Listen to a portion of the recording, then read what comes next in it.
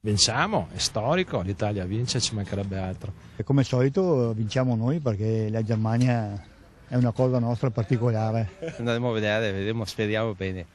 Italia-Germania, la sfida infinita tra le due nazionali più blasonate dell'Europa del calcio.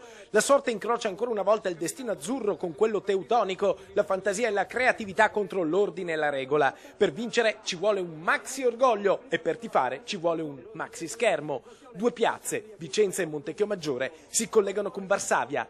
Siamo qua, assolutamente. Ci trucchiamo anche con le bandierine italiane. Loro sono più forti di noi. Ma lo sono sempre stati più forti di noi, ha sempre preso e prendono anche stavolta.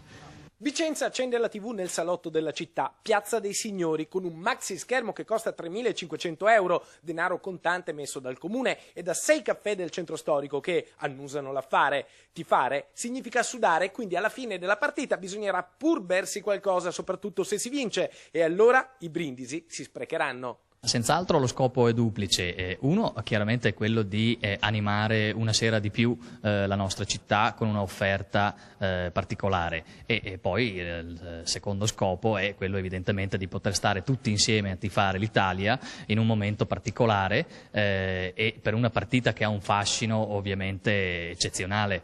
A Montecchiomaggiore, la patria dell'unico giocatore azzurro veneto, Cristian Maggio, il tifo si scalderà davanti al maxi schermo messo in piazza Marconi. Vogliamo far arrivare il nostro urlo di Forza Azzurri, Forza Cristian fino lassù in Ucraina. I disabili della cooperativa Piano Infinito di Montecchiomaggiore hanno mandato un augurio al beniamino della città, Cristian Maggio.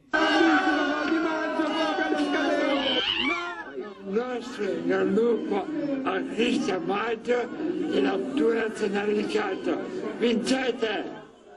Il terzino da Varsavia ha risposto immediatamente. Persone che tifano per me mi fa enormemente piacere. Quello che posso dire è che cercheremo di lottare fino alla fine, cercando di portare a casa il massimo. Nella vita bisogna credere in tutto e, come si dice nel nostro mondo, l'unione fa la forza.